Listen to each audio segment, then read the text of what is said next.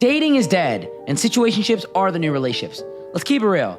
People vibe, they text, they hook up, but nobody wants to claim anybody. And you may be wondering why. Why is nobody willing to date? Why is nobody willing to commit? Well, basically, there's a lot of reasons to it that I'm gonna get in today's episode, and I'm gonna break them down in today's episode. But very simply put, too many options and too little effort. We are in the era of, let's just see where it goes. Let's just go with the flow. I'm not ready to commit yet, but I really like you. And people will do everything with you like they're still your partner, but you can't get that commitment. And so it's frustrating for a lot of people that are looking for a long-term relationship, a serious relationship. And if you are one of those people that are trying to understand why the dating market is the way it is, and you're trying to understand how you can avoid the pitfalls and the signs and the irregularities of the dating market today, then this episode is really for you. If you guys don't know who I am, my name is Sumi. I talk a lot about dating, lifestyle, business, relationships. And if you ever want to stay on top of all my content, the bell notification is right here. Click that, like, subscribe for the video, for the algorithm. It really helps me out, like it really does. I don't have a big YouTube channel, so I really appreciate anybody that engages. And if you ever want to connect with me, the links are down below. Feel free to message me on Instagram. I will get back to you. According to studies, 63% of young individuals are saying that dating has become significantly harder for them in the last 10 years. Another stat is that 70% of Gen Z has been in a situationship in the past year. That is 7 out of 10 people. That is actually insane, that have been in a situationship in the past year. And what's even scarier than that is that 50% of young Gen Z males have completely stepped out of the dating market and are now saying that they don't want to commit, they don't want to be in a relationship with somebody, but they still want to have access to sex and all the formalities that come with it. 48% of young women are saying that they can't find the type of guy that they want to marry in today's dating pool. And over 70% of the Gen Z women are saying that they would rather be alone than be with a man that is not their type. So we have a lot of different stats here, a lot of different data, and I want to kind of break down why dating has kind of died off. Like, dating is still a thing, obviously, but it's slowly starting to not become a thing. People are getting married less. People are dating less. People are not in as many committed relationships. But you know what's ironic? People are hooking up more. There's an increased rate of STDs that are happening in our world today. There are more situationships than ever in history. And I think that our society has romanticized being chill instead of being clear and being direct with commitment. So let's get into it. Let's talk about why dating culture is fading and why going on dates is just no longer a thing. Now, I have 10 major reasons here for you, and these kind of bleed into one another. Like, one might cause the other, and then that being caused reinforces the first one being a thing in the first place. So it's really, really complex. But I want you to understand that these 10 reasons are the reasons why dating is fading. And if we can reverse these areas in society, which some of them are just irreversible, we can probably see an increase in dating. But unfortunately, this is what it is today. So the first one is too many options, okay? We have too many people to choose from today. And there are a lot of apps out there that literally are built for you finding a certain cookie cutter type of person. Like, there are apps that date for religion, that date for looks, that date for money, that date for even the things that you like in certain hobbies or your lifestyle. There's a ton of dating apps out there.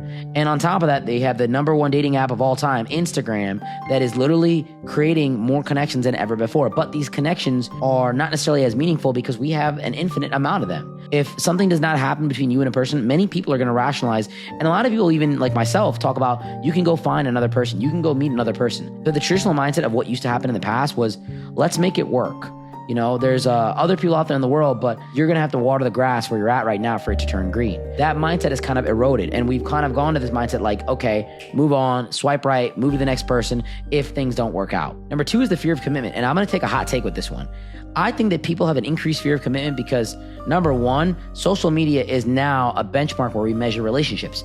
And if things don't go well with a person, you can instantly be put out for all the things that you did on social media. Before, if things did not work out with a person, a lot of times you didn't know. You couldn't verify if someone dated somebody. But now we can see who follows who was in each other's photos, who was tagged back in the day, and you can see that people talk trash about their partner on social media when things don't go out. It is so easy to tell when someone is going through a breakup, when someone is out of a relationship, or when someone is in a relationship via their social media. It's an immediate indicator of what's actually going on. So I think that people are scared to commit because if things don't work out, they can look bad on social media. I know for a lot of successful people that's the case, but more than anything, I think they're also scared because they don't necessarily want to commit because they have so many options out there in the world. What if they can find better? See how these reasons kind of bleed into one another? So fear of commitment is number 2. Number 3, hookup culture.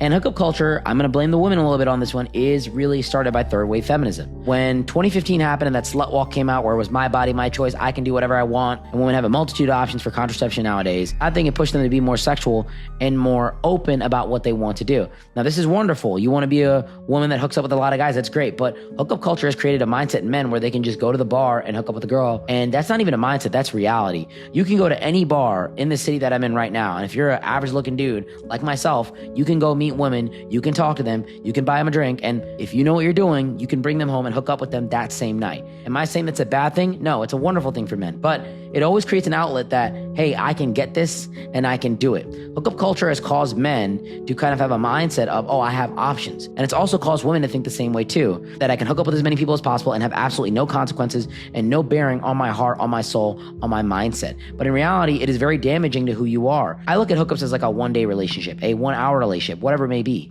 where you're learning to love somebody and care about somebody in a moment, and then you immediately walk away from them. And it's teaching you how to walk away. It's teaching you how to let go of somebody. Number 4, validation is more meaningful today than connection. Another thing with social media. I'm not saying that social media killed dating and romances, but I'm telling you that it's illuminating a lot of the things that are happening. Because people care more about attention and clout and materialism now than actual real connections, real conversation, and real intimacy. And it's unfortunate that our society has kind of pulled this way, but our need to be stimulated is now being measured by likes, by follows, by shares, by reposts. And it's really broken down the true metric of love, because real connection, real love doesn't really have a meter or a count bar or really have a parameter where you can measure it.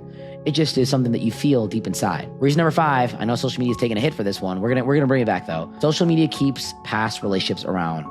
And this is a huge problem when it comes to relationships, because your ex is never actually out of your reach. Like back in the day, your ex moved on from you, changed the number, you could barely find them. It's really hard to track them down. We had a lot more private investigators back in the day that actually got paid to go and investigate things. That was a real career.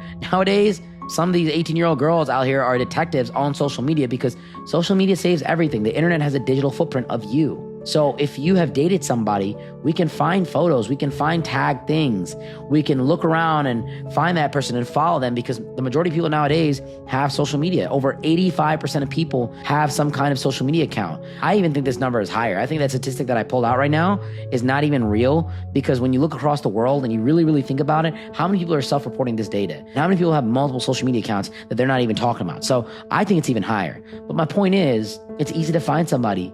And if you're feeling lonely or bored, you can hit up your ex and it can just be a thing. Seriously, it's hard to commit when your old flame that you used to love and talk to is just one DM away. Reason number 6, everybody is healing and nobody is ready. A lot of people today have undergone a lot of trauma. And the trauma that exists in relationships today is a lot more severe, in my opinion, because there's a lot more manipulation. There's a lot more things to track. Infidelity is measured in so many different ways. It's a like, it's a share, it's a repost, it's a DM, it's being in the same group chat with your boys talking about something. Infidelity is a lot more complex nowadays. And so the trauma really is difficult to measure and understand. And not only that, it's like when you break up with somebody, you can still see them, you can still run into them. And especially if there's a relevant person in your life, you can interact with them in some kind of way. It wasn't like that back in the day. It wasn't like a thing where you'd always see your ex. If you didn't want to be with someone, you moved on. You wouldn't see them on social media. You separated your friend groups. But nowadays, everybody's connected to everybody, so it's a lot more difficult. So the healing never really happens fully because people are still in connection with exes that have traumatized them, that have hurt them, that have broken them down, and that have really been negative influences in their life. And just by them being there in their life or in the vicinity, it sparks that psychological pathway where